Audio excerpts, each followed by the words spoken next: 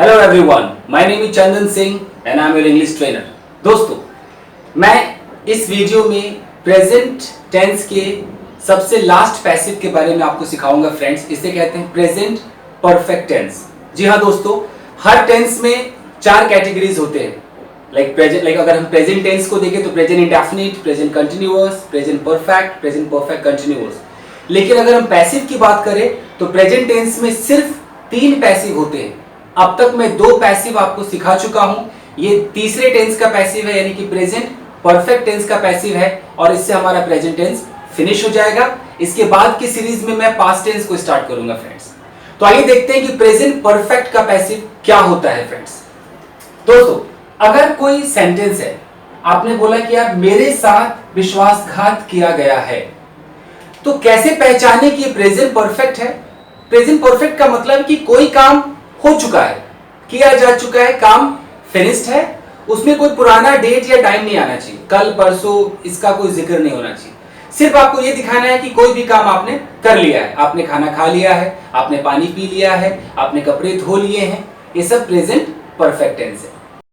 लेकिन हम बात कर रहे हैं पैसिव का, और पैसिव के अंदर हमें सिर्फ काम दिखाना है, करने वाले को छुपा लेना है या कभी बाई लगाकर दिखाना है। इट मीन्स कि अगर है कि मेरे साथ विश्वासघात किया गया है, तो विश्वासघात करने वाला तो कोई और है, मेरे साथ तो हुआ है विश्वासघात।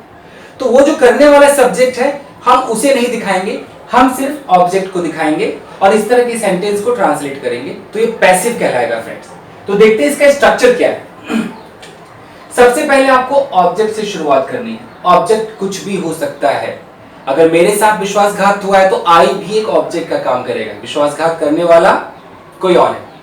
सो गाइस, ऑब्जेक्ट अब देखना है कि अगर ऑब्जेक्ट आपका सिंगुलर है, एक है, सिंगल है, तो उसके साथ आप हैज बीन का इस्तेमाल कीजिए। और अगर आपका जो ऑब्जेक्ट है प्लूरल है या आई, वी, यू, दे इस कैटेगरी का है, तो आप उसमें हैव बीन का इस्तेमाल कीजिए गाइस। वर्ब की थर्ड फॉर्म हमेशा हर पैसिव में वर्ब की थर्ड फॉर्म लगती है।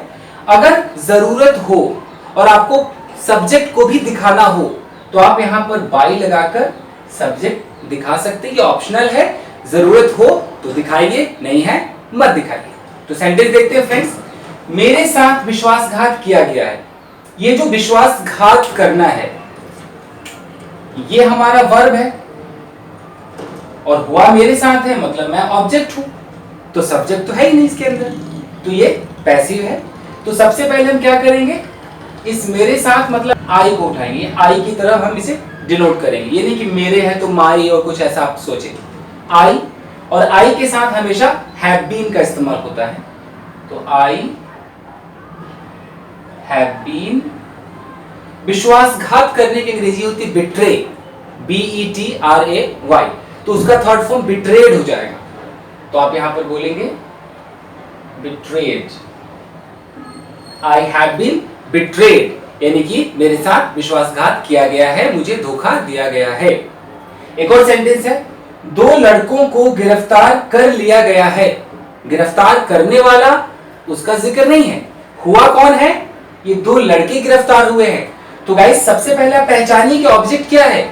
ये 2 लड़के, ये ऑब्जेक्ट है, ये गिरफ्तार करना ये आपका वर्ब है, यानी कि आपके पास ऑब्जेक्ट है और आपके पास वर्ब की थर्ड फॉर्म है। तो 2 लड़के, यानी कि आप कैसे बोलेंगे, 2 बॉयज। अब चूंकि एक से ज्यादा है, 2 लोग हैं, तो आप हैव बीन का इस्तेमाल कीजिए। तो यहां लगाइए हैव बीन। गिरफ्तार करना मतलब अरेस्ट, और उसका थर्ड फॉर्म होगा अरेस्टेड। तो आप लिखेंगे arrested. 2 boys have been arrested. 2 लड़कों को गिरफ्तार कर लिया गया है। एक और सेंटेंस देखते हैं, मुझे सिलेक्ट नहीं किया गया है। सिलेक्ट करने वाला कोई और है, सब्जेक्ट हम नहीं दिखा रहे हैं, ये मैं ऑब्जेक्ट हूं, यानी कि मुझे सिलेक्ट नहीं किया गया है, ये नेगेटिव है। तो मुझे आई से शुरू कीजिए, मी नहीं लिखना है, आई। अब कभी भी नेगेटिव आ जाए, जैसे नहीं, तो ये जो हैज बीन है इसके बीच में आप नॉट लगाइए, ये जो हैव बीन है इसके बीच में आप नॉट लगाइए।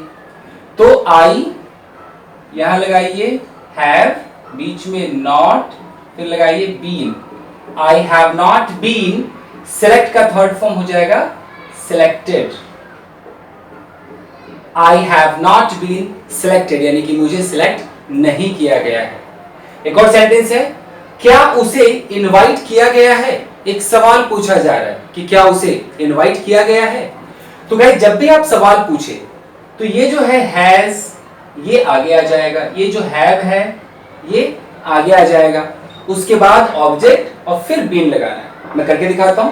क्या उसे, उसे मतलब अगर कोई मेल है तो हम ही बोलेंगे, कोई फीमेल है तो शी बोलेंगे.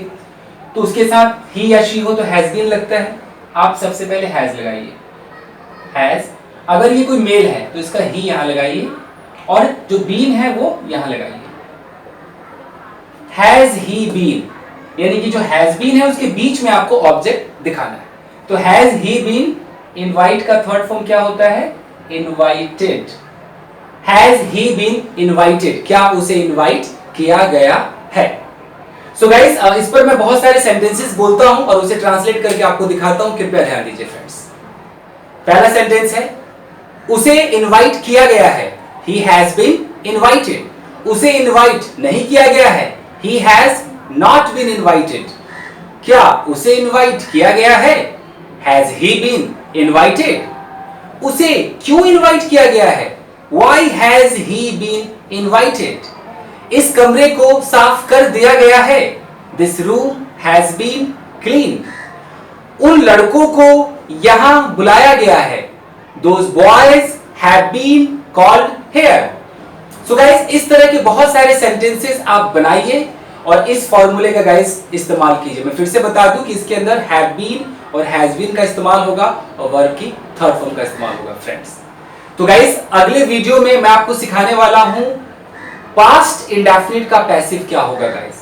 और ये पैसिव की मैं सीरीज इसलिए चला रहा हूं फ्रेंड्स कि बिना पैसिव के न्यूज़पेपर और मैगजीन्स, नॉवेल्स आपको सही से समझ में आएंगे नहीं फ्रेंड्स. इसके बाद फिर मैं बहुत इंपॉर्टेंट वोकैबुलरीज कराऊंगा जिससे इंग्लिश आपकी बहुत इजी हो जाएगी. तो जिन लोगों ने मेरे पिछले वीडियोस अब तक नहीं देखे हैं फ्रेंड्स, वो इस वीडियो के डिस्क्रिप्शन बॉक्स में जाइए और बहुत सारे लिस्ट हैं मेरे वीडियोस के.